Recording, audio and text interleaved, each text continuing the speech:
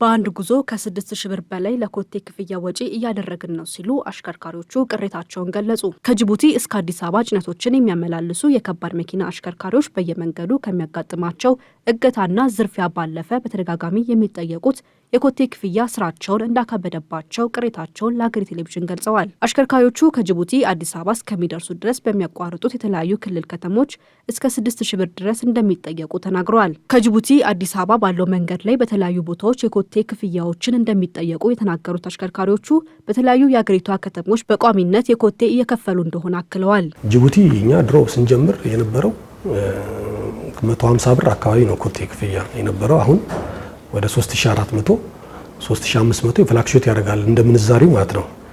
ይወጣል ይወርዳል ማለት ነው እና እዛ ደረጃ ደርሷል። አሁን አንድ የኢትዮጵያ መኪና ጅቡቲ ገብቶ ሲወጣ 3400 ብር 3500 ብር 3300 ብር የምንዛሪ ሁኔታ ፍላክቹዌት ሲያደርግ በዛ መልኩ ይወጣል ይወርዳል ማለት ነው። ያ የሆነው የነሱ ዶላሩ ጨምሮ አይደለም። ከዛን ጊዜ ጀምሮ የነበረችው አንድ ናት። የኛ የብር ከዶላር ጋር ያለው ልዩነት ያመጣው ችግር ነው እሱ።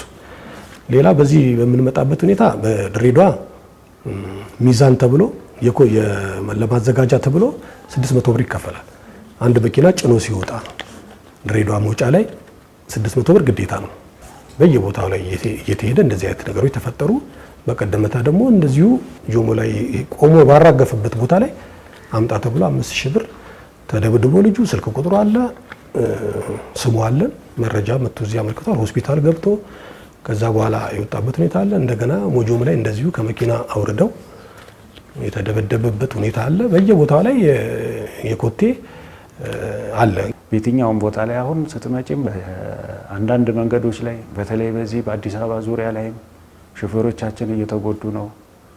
በሚያራግፉበት ጊዜ የኮቴ እየተባሉ እዚህ አዲስ አበባ ዙሪያ ላይ ራሱ አሁን በቅርብ ቀን እዚህ ጀሞ አካባቢም የተደበደበ ሾፌር አለ። 5000 ብር አንጣ ተብሎ የኮቴ በየቦታው ላይ ትላንትናም ወደ ሞጆ አካባቢ ላይ ሪፖርት መጥቷል። እዚህ ቢሮ ይመጣል በየጊዜው እና ስቃዩና እንግልቱ በጣም የከፋ ነው። የኢትዮጵያ የከባድ መኪና አሽከርካሪዎች ማህበር ተሽከርካሪዎቹ የሚያጓጉዙት የግብአት እቃዎች፣ መድኃኒት፣ አልባሳት፣ ምግብ፣ የመኪና መለዋወጫዎችና ሌሎች ለኢኮኖሚ ትልቅ አበርክቶ ያላቸውን ግብአቶች እንደሆነ ይናገራሉ። አሽከርካሪዎች የመንግስትና የሕዝብ ሀብትን ለተጠቃሚው ለማድረስ የሚያደርጉት ጥረት በየከተሞቹ የኮቴ ክፍያ መጠየቃቸው ተገቢ አለመሆኑን ለሚመለከታቸው የገቢዎች እንዲሁም የትራንስፖርትና ሎጂስቲክስ ሚኒስቴር ኃላፊዎች አሳውቀን ችግሩ እንዲቀረፍ ተቋማት ለክልሎች ደብዳቤ ቢጽፉም ችግሩ ተባብሶ ቀጥሏል ሲሉ ማህበሩ ለጣቢያችን ገልጸዋል።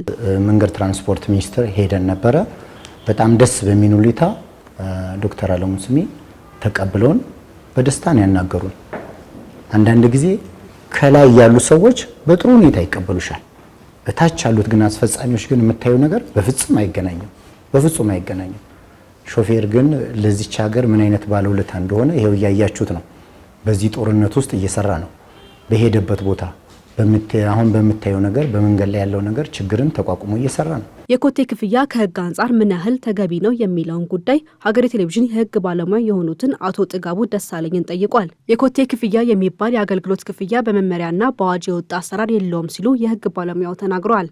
አክሎም አሰራሩ ለህገ ወጥነት የተጋለጠ በመሆኑ የፌዴራልና የክልል መንግስታት ወጥ የሆነ አሰራር መዘርጋት እንዳለባቸው ምክር ሀሳባቸውን ሰጥተዋል። ይሄ በየቦታው ገመድ እየወጠሩ ወይም ደግሞ ለተለያየ ነገር ምክንያቱ ላልታወቀና በህግ ተቀባይነት ለሌለው ነገር የኮቴ የሚያስከፍሉት ነገር በህግ ተቀባይነት የለውም። የወጣ የህግ ማዕቀፍ ያንን ነገር ለመሰብሰብ በኮቴ በሚል ወይም ደግሞ በተለምዶ ዝም ብሎ የተባለ ህገወጥ ኬላዎችን በማቋቋም ገቢ የሚሰበሰብበት መበልጸግ ነው። ወይም ደግሞ ከፍ ሲል ወደ ሙስና ወንጀል የሚወስድና ተጠያቂነትን የሚያመጣ ተግባር ነው። እንዲህ በቀላሉ መታየት የለበትም። የአካባቢ መስተዳደር ወይም ደግሞ የክልል መንግስትም ቆም ብሎ ሊያስቡበት ይገባል። በኮቴ ክፍያ ጋር በተያያዘ ጣቢያችን የትራንስፖርትና ሎጂስቲክስ ሚኒስቴርን ለማናገር ያደረገው ሙከራ አልተሳካም።